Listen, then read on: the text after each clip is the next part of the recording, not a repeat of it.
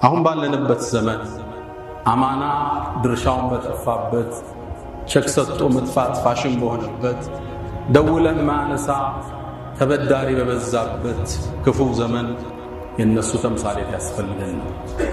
አሁን ሰው በውርስ በገንዘብ በንዋይ ፍቅር ቤተ ዝምድናን በቆራረጠበት በውርስ በተባላበት ዘመን እነሱ ይናፍቁናል።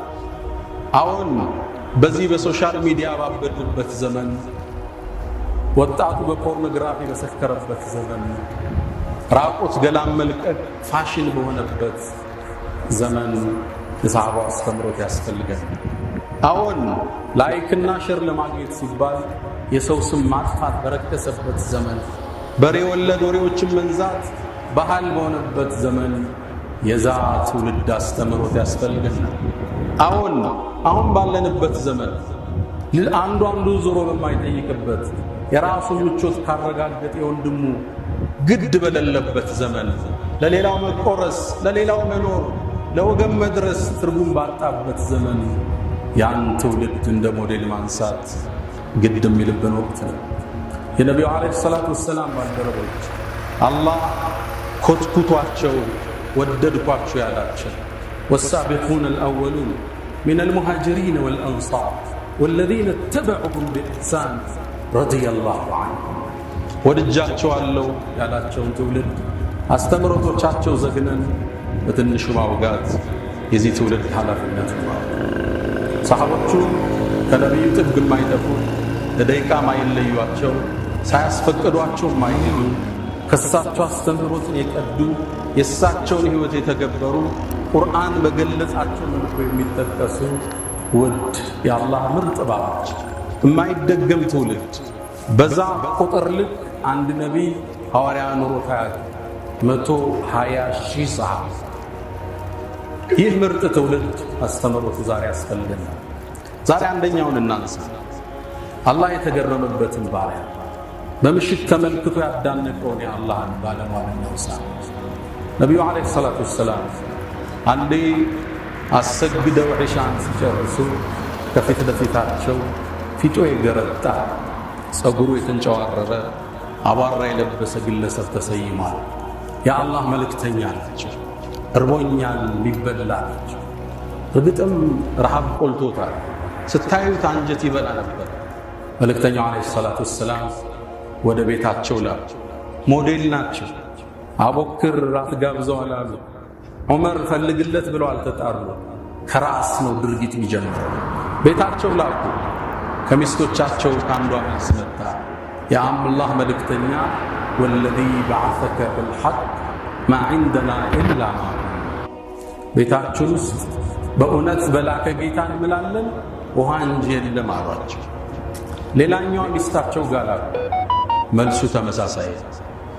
የእሳቸውን ሲጨርሱ ሰው አልጠቆሙም። ጥሪ ያቀረቡ ከእናንተ መሃል ይህን የኔን እንግዳ ማን ያስተናግደዋል?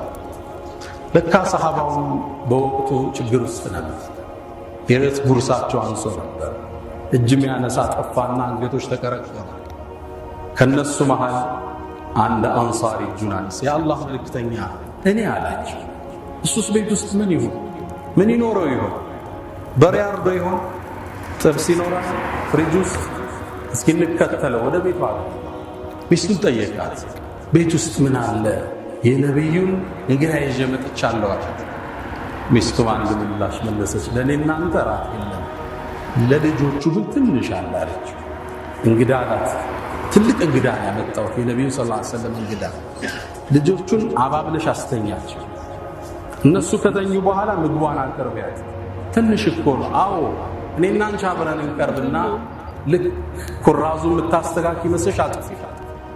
ያኔ አብረን ምን በላይ መስለዋል እየበሉ ነው ብሎ እሱም ጥግብ ይላል። ሚስትና ባል ይሄ ተከበረ ቤተሰብ፣ ይሄ ለኸይር የተደራጀ ቤተሰብ ስትራቴጂ ነደፈ። አላህ ሳልህ ሚስት ሳልህ ባል ሲወፍቅ ኸይሩ ሁሉ ይገራል። ቤት ገቡ። እንግዳው ቁጭ አለ። ምግቡ ቀረበ። እሷ ሻማውን የምታስተካክል መስላ ጠፋችው። ምግቡ ተከፈተ። በጨለማ እጁን ይሰዳል፣ ያነሳል። እነሱ የሚያነሱ መስለው አፋቸው ውስጥ የምግብ ድምፅ ያሰማሉ። እየበሉ ይመስላል። እሱ ይበላል እየበሉ ነው ብሎ ብሉ እንጂ እያለ ይበላል። ግጥም አርጎ በላ፣ ውሃውን ጠጣ። ሸብዓነ ረያን ሆዱን ሞልቶ ወደ መልክተኛው ተመለሰ። ባልና ሚስት ልጆቻቸው ጾም አደሩ። ያን ክስተት የዓለማት ጌታ አስተውሎታል፣ ተገርሞበታል። መልእክቱንም አላህ ስብሓነሁ ወተዓላ ለመልእክተኛው አድርሷቸው ነበር። በጠዋቱ ሰሐቢዩ አንሷሪ ወደ ነቢዩ ዓለይሂ ሰላቱ ወሰላም አቀና። በአንድ ብስራት ተቀበሉት። ለቀድ አዕጅበ አላሁ ምን ሰኒዕኩማ ቢጠይፈይኩም ለይላ። ዛሬ ምሽት የዓለማቱ ጌታ የዩኒቨርሱ አናሽ የረሱሎች ሁሉ ላኪ የመላእክት ሁሉ ፈጣሪ ተገርሞባቸዋል እንደራቸው። ነቢ ሰለላሁ ከራስ በላይ ሌላ መቆረስ ለየለመደ ትውልድ፣ ለዚህ መጨካከል ለበዛባበት ትውልድ ወሳኝ መልእክት ያስተላልፋል። አላህም ታሪካቸውን አልረሳ። እኔ እናንተ ስንሰግዱልን እንድናስታውሳቸው ቁርአን ላይ ታሪካቸውን ጠቀሰ። ወዩእፊሩነ ዐላ አንፉሲሂም ወለው ካነ ቢሂም ኸሳሳ። ከነፍሶቻቸው ሌሎችን ያስቀድማሉ ለነሱ ወሳኝ አጀንዳ ቢሆን ሚለው አንቀጽ ቁርአን ላይ